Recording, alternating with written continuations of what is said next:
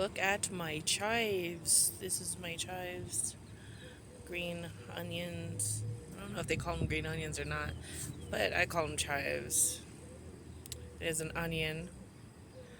I have not grown anything else out here, but I am planning to. But I just wanted to show y'all that because I came back and it just grew. It was grown. Come with me outside. I'm gonna cut some chives. Some chives, some chives, some chives. Come with me outside to cut some chives.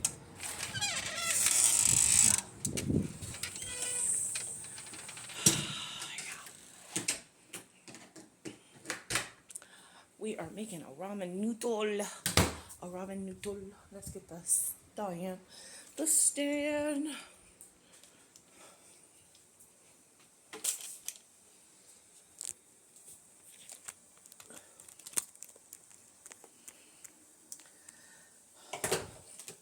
I'm gonna wash this chive off.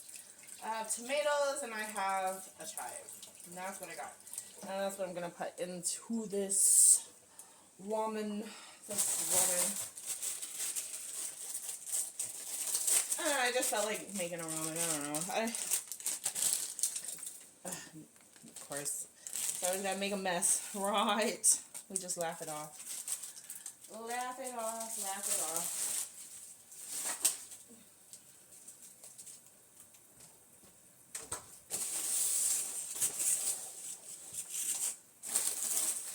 I got this tomato. So we'll wash this tomato off real quick.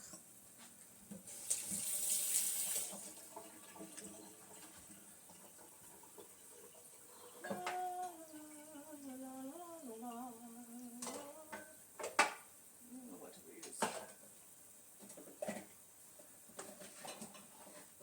My ramen.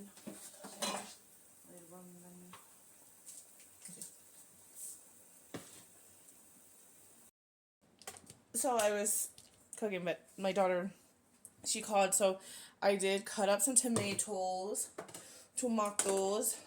Let's turn that around. I like to leave my noodles whole, like, you know, long string noodles. And then here we're gonna do cut some chives up. I don't know if I should cut this whole thing up in this. Or I like to, you know what, I'll cut it on top for aesthetic. Let's see.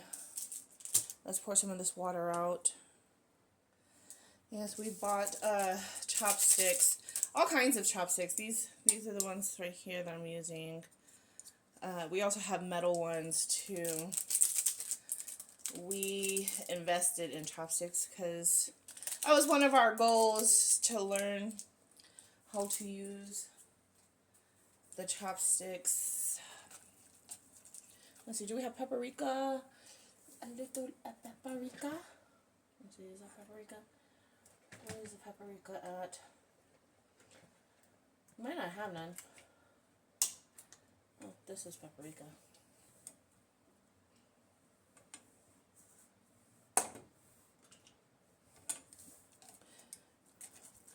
We're running out of seasonings at both houses.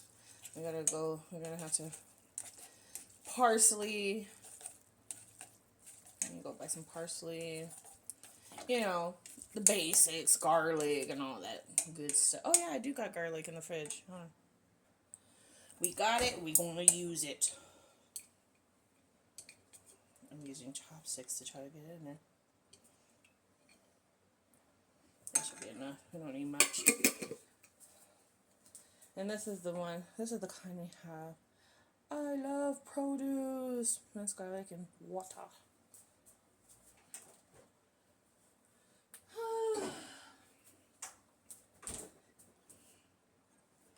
Mix that together.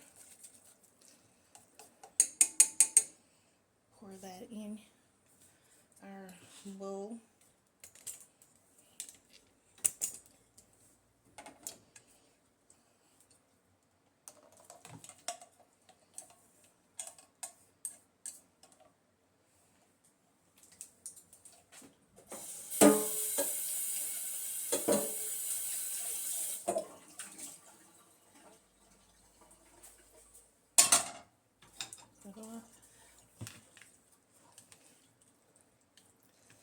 get some of those tomatoes at the top.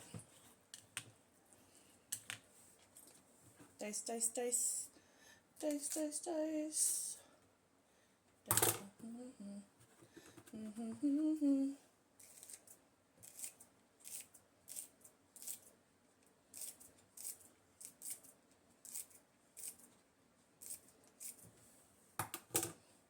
Look at that, guys.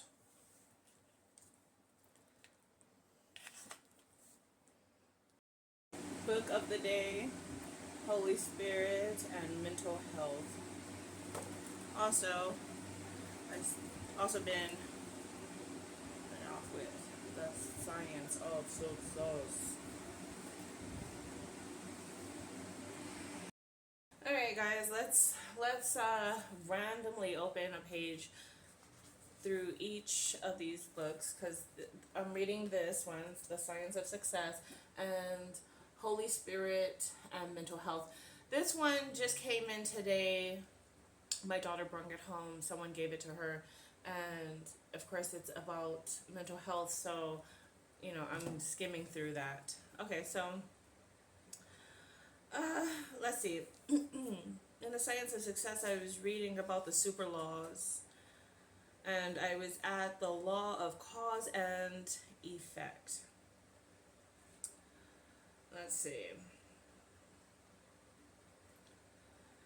Okay, so I'll start there. Cause and effect. So, super law number 6, the law of cause and effect. Most of us are already familiar with the super law. It states that every effect must have a cause, and every cause must have an effect. Anything that is a cause is actually the effect of something that came before it, and that effect becomes the cause of something else. It is impossible to start a new chain of events. Wait. Impossible? Okay. Maybe I was reading it wrong. Okay. So, anything that is a cause is actually the effect of something that came before it. And that effect becomes the cause of something else. It is impossible to start a new chain of events. This super law shows us the universe is a perpetual and never-ending cycle. All the great religions and philosophies speak of the law of cause and effect. They phrase it in a variety of ways. What you sow, so shall you reap. If you put a lot out, you get a lot back. You can't get back something other than what you give. And I want to say something about that. Hold on. Okay. So you can't get back something other than what you give. You can't grow potatoes by planting corn, and you can't reap diamonds by planting rocks. What goes around comes around. As you give, so shall you receive. So I was listening to an audio, and it was a book of, it was about receiving, and they said, you have to be able to receive in order to give. You have to be able to receive in order to give. And we hear a lot about giving in order to receive, but you don't really hear a lot about receiving in order for you to give, right? So I was like, that makes total sense, receive so you are able to give. You always hear about giving so you'll be able to receive, but you don't ever really hear too much about receiving so you may be able to give. But I just thought that was very interesting. The fundamental idea in the science of success is this: what you think about, you bring about. This is the ultimate in cause and effect, and it can happen not just in your own life but in organizations. Okay, now we'll stop there. Let's see about this book. Let's randomly open to a page out of the Holy Spirit and mental health. Let's just randomly open. Transformation and spiritual growth. Transformation and spiritual growth. Are you ready for a profound transformation in your life? This section unveils the essential keys to spiritual growth and inner healing. We'll explore the liberating power of forgiveness, the path to healing from grief, and the integration of mindfulness with spiritual awareness. Discover how these practices can lead to lasting freedom and a life that reflects the fullness of Christ's promise. A life of peace, restoration, and divine healing. I was just talking to someone about how uh, reading good books, reading books, period, right? And each person is different, but reading books to help stimulate the mind, to bring imagination in, to help with imagination as well. And just, because he was talking about he was reading an adventure book, and I told him I was reading the book of The Science of Success, and I was telling him a little bit about it. I was talking to him about, stimulating the mind and also wanting to level up in life. And he was talking about how like everyone should want to level up in life. And I was like, yeah, well, you would think so, but just just having great material around to help open the mind up to new ideas, new just bringing great things in. I think it's amazing. Uh, to continue education even after you were finished with school, because you're really never done with learning and stuff like that. So to take initiative to want to continue to learn and stuff like that, like just open the book up. It doesn't even matter if you skim through it, like skip.